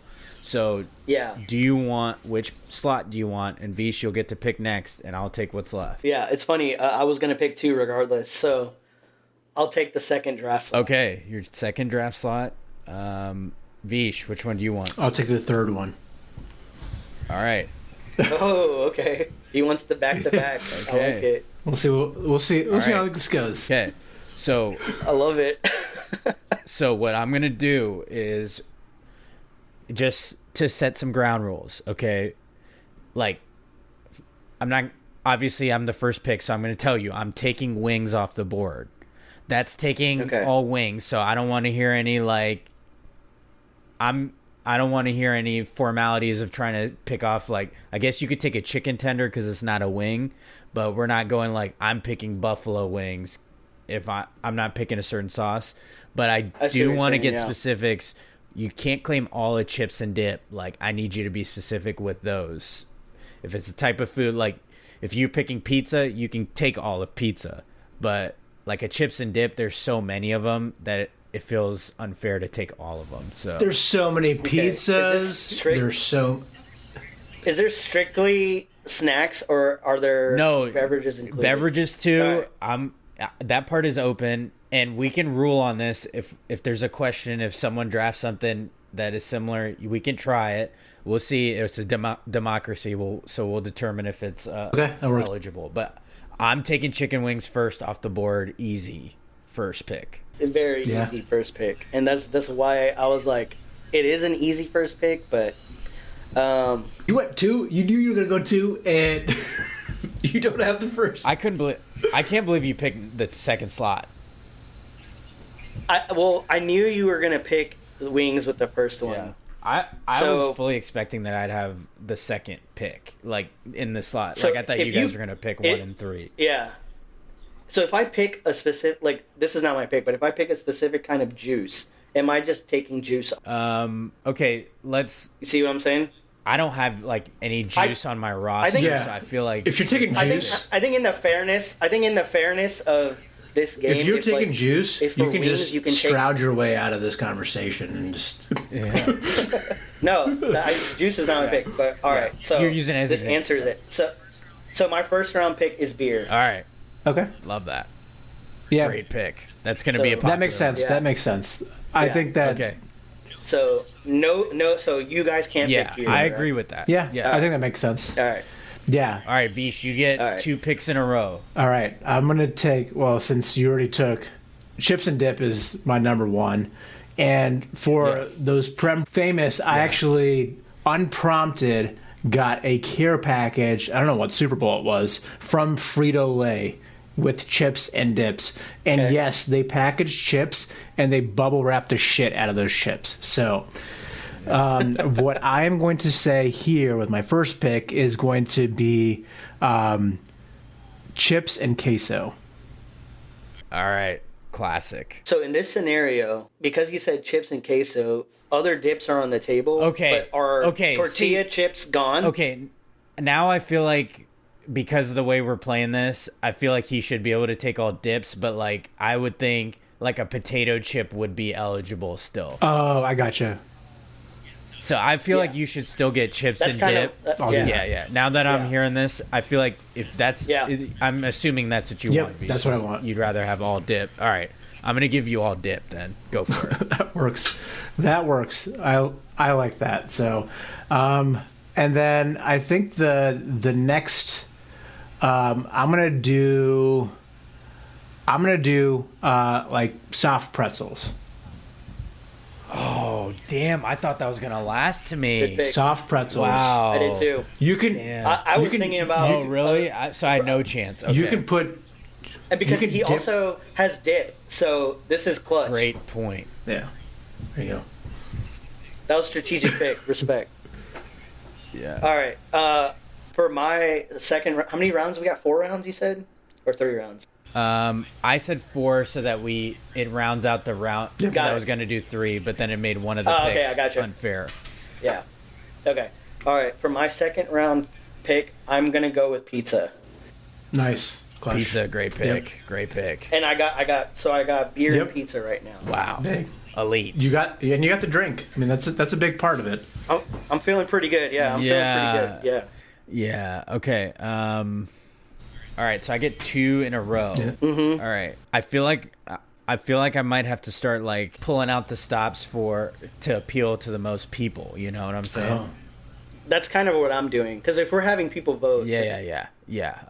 Okay, so I know for at least one of my picks, I'm gonna pick like burgers. Oh. Okay. Yeah. Even though that's not a typical Super Bowl snack for me. Yeah. But hey, we gotta do what's best. Okay, my next pick.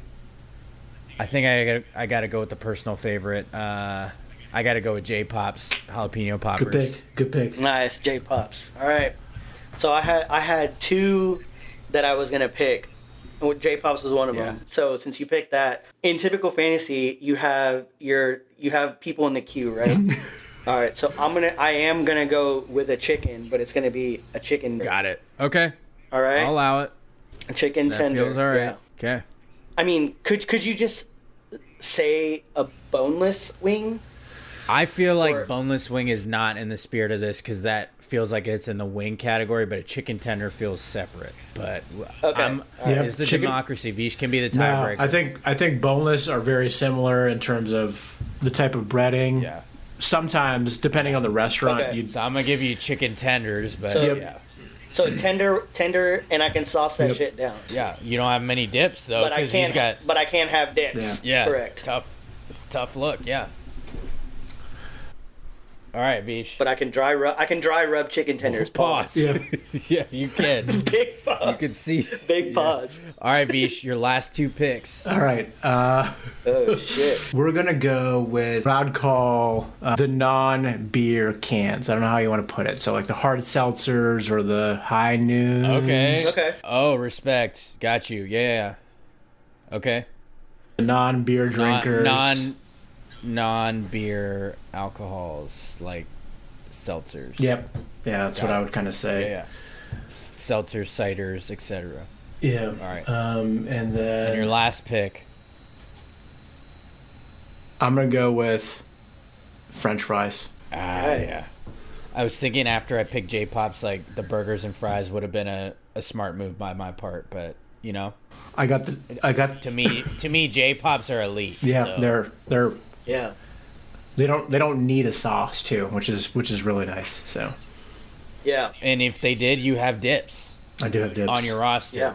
Very smart play by you. Now, the one thing missing, I will point out, if we're poking holes in arguments, you don't have a main dish, so you're going full team snacks, embracing team snacks. It's team snacks. Fully. Yeah, we're just hoping I'm not against Yeah. it, me personally. But I do I'm think if we're talking about the burgers and the pizza, like I don't think you're typically not doing like the big slice pizza, right? You're gonna do the square kind. Yeah, it's gonna be like a slider or the big sheet or something, pizza, right? And the burgers are gonna be. So I really do think these are all snackable at some point. I mean, It's ultimate grazing holiday. Yeah, It's the Super Bowl, it's- so 100%. Facts. Yeah. Okay, Rush, your last selection for a recap, number one podcast listeners. Rush has beer, pizza, chicken tenders. Oh, and let me recap Vish's 4 picks. He had chips and dip, soft pretzels, non-beer alcohols, and French fries. Those are his 4 completed roster for team snacks. Rush, your last pick to add to beer, pizza, and chicken tenders. So I thought of a couple different ways, but I'm gonna go with the full meal experience and bring a sweet into the mix. clutch, good. And I'm gonna do mini cookies, like a mini variety cookies. All right. So now I'm not like chocolate chip cookies. Like since I get the whole thing, it's gonna be mini cookies, and we're gonna have all them shit: Snickerdoodle, Yeah. chocolate M&Ms. chip, whatever, M&M cookies, you name it, peanut butter. I mean, cookies. as far as I'm concerned, you claim that one. So, like, yeah. Yeah. It would, Yeah. it would feel uncalled for to do. But I want to clarify that it's gonna be a variety cookie bar Got you. I got type situation. Yeah. right. I thought about going savory, but I was like, you know, I got a little sweet tooth. I got the beer, I got the pizza. Respect. I also didn't want more dairy because you know I don't want them bubble guts. You so, don't want. so You didn't want to type take milk. yeah. I got a technicality question, and I mainly just want to disclose that my take, like, if we're power ranking like a Mount Rushmore of football foods, mine's like wings, then nachos. Vish has chips and dip, Yeah. so I feel like nachos goes in his category. Are we correct in that thinking?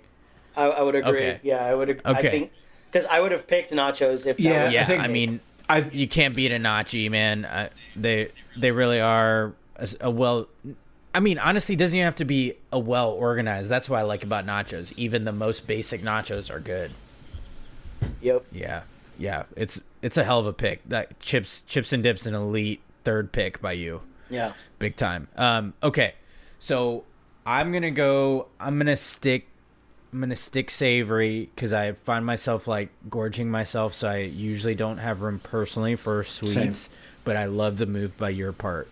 I'm tempted. I'm a big pop drinker and I love pop, but I know most people don't love it as much as I do. It's the nectar of the gods, especially they're not sponsored. McDonald's, Coke, baby. They're not sponsoring us. Throw us a sponsor and I'll endorse it some more. You already know. Are you taking mushroom? Yeah, exactly. Let's go. I'm gonna go with something that pairs with the burger pick and the chicken wings as a side. I'm trying to decide between like a mozzarella stick, but I think ultimately I'm going with onion rings because Smart. they are a complement Love to my Burgers. main two, and they're Burger. great on the side. So I'm going onion rings as my last slot, mostly as a team fit. It's a real glue pick for my team, which is now chicken wings, burgers, J-Pops, jalapeno poppers, and onion rings. So, number one podcast listeners, you have a task. It's going to be on the socials. We need you to weigh in. Should we do some honorable mentions too? I think we need to. Yes, I've named some as I went, but do you guys have any honorable mentions you guys were wrestling with? I have one glaring missing that I tossed it up between the pizza, and I knew none of y'all would pick it because y'all aren't Texas like me, was tacos. Tacos is an easy thing to kind of knock out, but I was like, it's too much work. Yeah. So I want grab and go. Yeah. So not super popular in the Midwest. Shout out obviously, tacos. But you guys have more of a reason because you have good ones at your disposal more so than we do. But Yeah, I think. Vish, you got any? I think from a snack perspective, would be popcorn is the only honorable mention that. Yeah. Shit. It's one of those where if you don't like the sweet, you'll probably grab a bag of popcorn, especially if someone has one of those things that you can just, the homemade poppers or whatever, not like the bad that you have to put in the microwave or anything like that. It's kind of where. So I think popcorn is probably one of the things. I think to your point, you could have taken pop or you could have just taken non-alcoholic drinks, and I think that could have covered a whole slew of it. But I just don't. But for a Super Bowl party, shout out to Juice. One honorable mention. I'm gonna put this out there and manifest it, bro. If my team's ever in the Super Bowl, one of my 4 has to be hard liquor. All right. I'm not ready for that day. So if CJ Stroud ever gets it together, if Coleridge Stroud ever gets it together, I will need a bottle of Hennessy. To take me through. You gotta get the LeBron one. Channel goat. The LeBron Hennessy specifically, yes, sir. I do have an honorable mention that's very nostalgic to, especially me and Vish, but pinwheels. Pinwheels. Yeah. Like all right. The tortilla that you roll and cut into bite-sized cream pieces. cheese. Very nostalgic for. Yes. People do different fillings. I've made them before for Super Bowl parties because of the nostalgia, but it's kind of like a deep cut. So I'm like, that's going to be a tough one to convince people of. So. Yeah, I think like sub sandwiches or sandwiches, it's kind of along the burger line. Like if you don't like, but I think that's the big. The other one I was weighing some is range like potato sandwich. chips.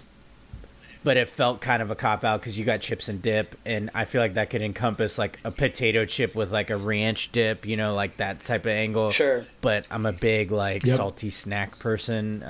But pretzels. Yeah. Some people actually like regular pretzels too, like to be able to snack on. No, but you can't beat for me, you made the right pick. That combo of a soft pretzel with cheese. I really thought that was going to last for my second pick because I was like, nobody's going to. My wife makes fun of me because it's like a guilty pleasure of mine. My wife. My wife. I thought about taking pizza too, so there you go. Number one podcast listeners, here again is your roster. It's going to be on social media. It's going to be, if you're listening on Spotify, I'll put it in as the vote. You can see it in the caption of this episode. Vote on which Team Snacks roster is the best. Again, I'll go over the picks. My roster is chicken wings, burgers, jalapeno poppers, and onion rings. Rosh, yours was beer, pizza, chicken tenders, and a variety / a bar full of mini cookies. And Vish's was chips and dip, soft pretzels, the non-beer alcohols like your seltzers, your ciders, etc., and French fries. So those are your rosters. Vote on which roster you think is best. I know a lot of you out there are Team Snacks, so chime in, see how we did. What did we miss? What are the glaring omissions? I know we're missing something. I know there's people out there that Mozzarella sticks. Had to do mozzarella sticks. That was one I was weighing at the end, like I said. But what are the big ones we missed? How'd we do? And vote on your favorite one. Hopefully that was fun for a number of podcast listeners. Maybe you're yelling at our picks and our contemplations, but regardless, those are our rosters. I'm feeling pretty good. Yeah. Honestly, it really is a tough vote. Even I'm looking at these and I'm like, I'm in for all of these. I am. I'm the same way. So I can. You can go with any one of us, and you couldn't be wrong. Yeah. Usually when people do these, there's like a glaring that one sucked. Like they missed a lot of them. And I think we did. We covered this pretty well in well-balanced rosters. So I think if someone picked like carrots or celery or something, they fuck out of here with that. Oh, vegetables. We missed vegetables and fruit, I guess. Oh, I got to. You know what? I'm going to add that to my idea thing for my Am I Hatins, because I got a whole rant about veggie trays. Vish has heard it before, and I've said it to my family, but yeah, don't let me forget that one, boys. I'm going to save that for another time. Maybe our post-Super Bowl wrap-up one. There you go. That'll be my Am I Hatin? Okay. Cauliflower. All right. Yeah, fuck out of here. Cauliflower wings. Sorry. No, those aren't bad. Don't get me wrong with cauliflower wings. All due respect to the cauliflower wings and the vegetarians out there. Okay, guys, let's move on to what you feeling. I'll go and go first, and I'll get what you guys are feeling lately. I wanted to talk briefly about music. I know you're going to chime in here, Rosh, when I mention this next artist especially. For music, I'm feeling a J. Cole album coming soon that was announced. And a month later in March, a one Mr. Harold hitmaker, most people know him as Harry Styles, is releasing a new album after a hiatus. So and also, speaking of music, in a few weeks, we all get to be Team Snacks and tune in to watch the Bad Bunny concert. So what a time. Can't wait to watch that and see what he does at halftime of Super Bowl 60. But my official what I'm feeling is that I'm especially feeling my sons turning 4 and 2. My older son already turned 4. The other one turns 2 very soon. It is truly the best getting to watch them grow up and bond the way that I always had with Vish, my big brother, and all my cousins, led by, as I mentioned earlier, Rosh is the leader of our cousin group. So it truly is the best watching them have the dynamic that so reminds me of my childhood, my life now, but especially since they're at that age, my childhood.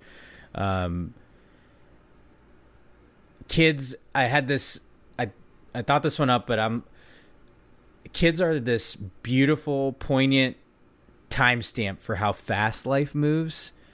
And I think a lot of my algorithm covers that stuff. So I'm trying to do what I can and stop and smell the roses every once in a while, really like breathe in the moments, especially after talking to more experienced parents and how fast it goes and how much they'll always tell you to cherish the moments. I'm trying to do that as best as I can. But the fact that they're 4 and 2 already feels crazy enough. So I know the parents out there feel the same way.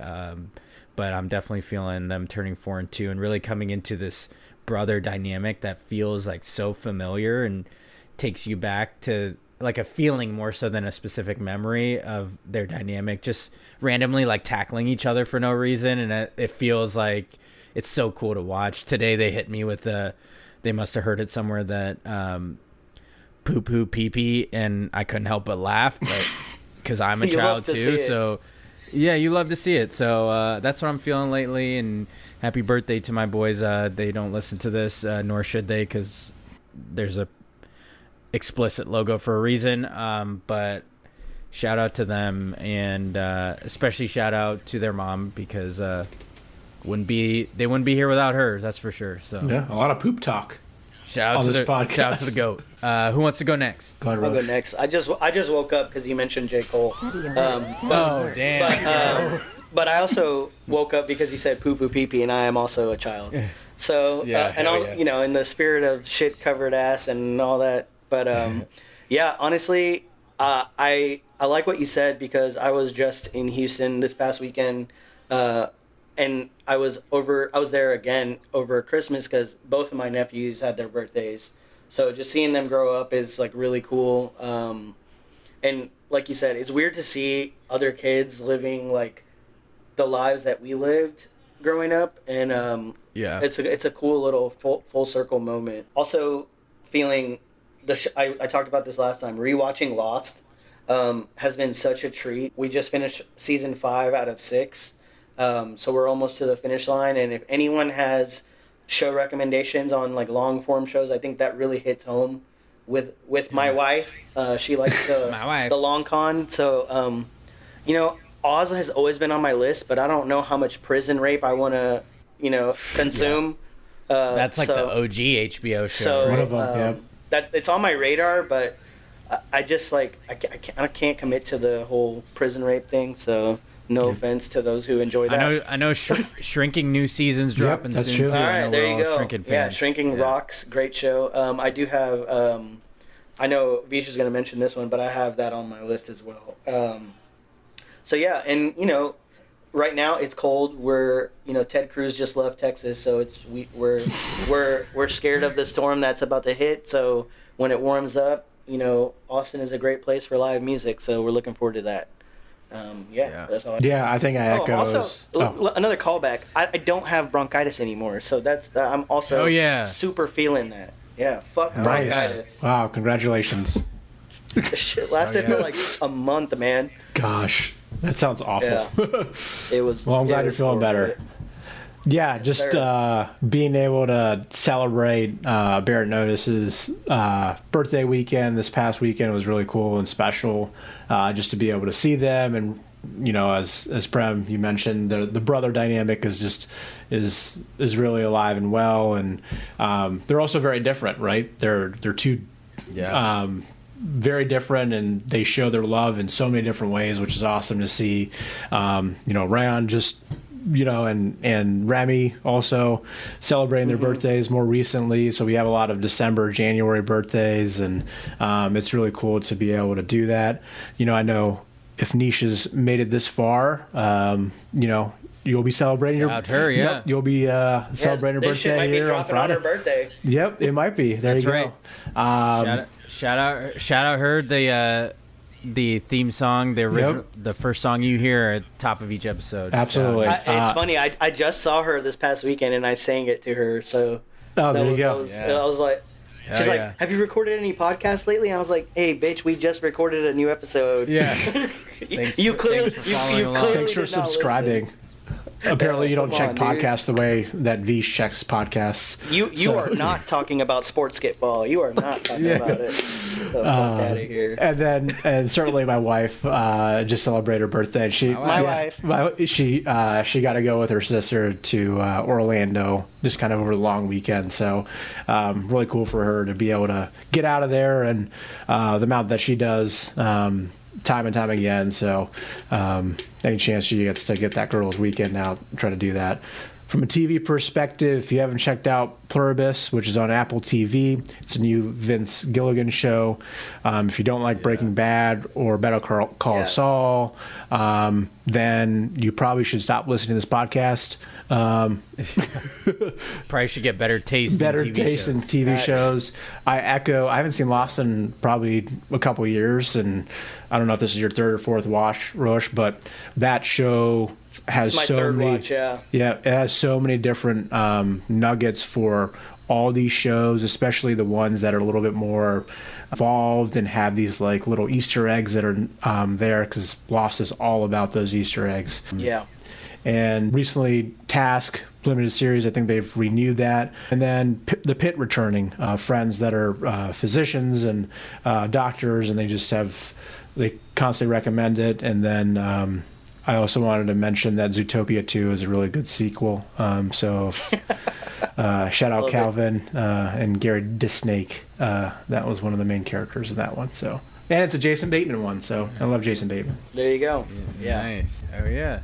I seem to win some Emmys, and it's going to be Oscar movie season soon, so maybe we'll have some content about that here coming up. I also want to shout out this new petty sound effect that we featured a couple times. Yeah. So let's drop that shit again. It ain't just about one person. I'm talking to whoever feel like I'm talking to them, you know. And I do think that shit is petty. Is it real smoke? It could never be. Right.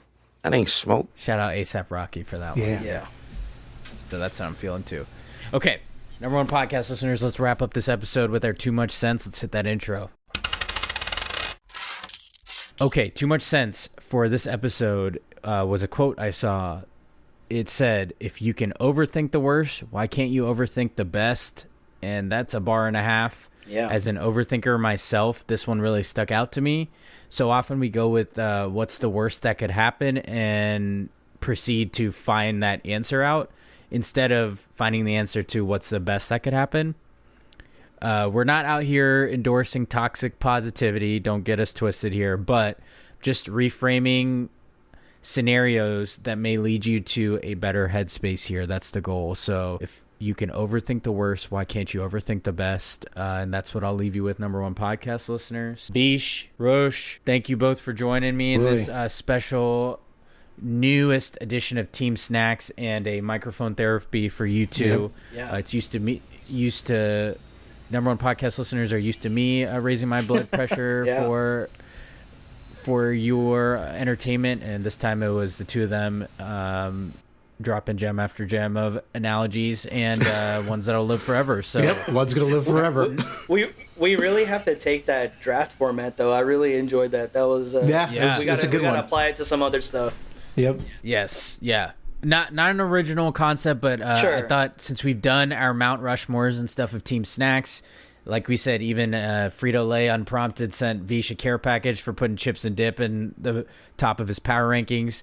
I just thought, hey, maybe they'll send another one because he picked him in his first round pick again. Hey. And Roosters, we're still looking. Roosters, we're still looking. If you guys are somehow listening, still looking for my chicken wing. We're still looking for that sponsorship. And Roosters, you didn't listen the first few times, so I'm a free agent. You know, like all due respect to Roosters, but if you're not gonna respect this dedication, then someone will. So, number one podcast listeners, hopefully you enjoyed this follow-up supersized episode with three of us here. You know the drill. Rate our episodes, share them. Please share them to your social media. If you're interested in sharing one of the clips I generate, I'm happy to send you one. You can always use them from our stories. Please engage with us on our socials, in our episodes. If you're listening on Spotify, don't forget to vote on which Team Snacks roster you like the best. Those of you out there not listening on there, you can head over to our socials to vote. I'll put it on everything we have, and I'll compile the list, see who wins in our next edition. I can't thank you all enough, so please tell a friend to tell a friend about this episode, and we so greatly appreciate it. So we'll talk to you next time. Peace. See you guys. Peace. Peace.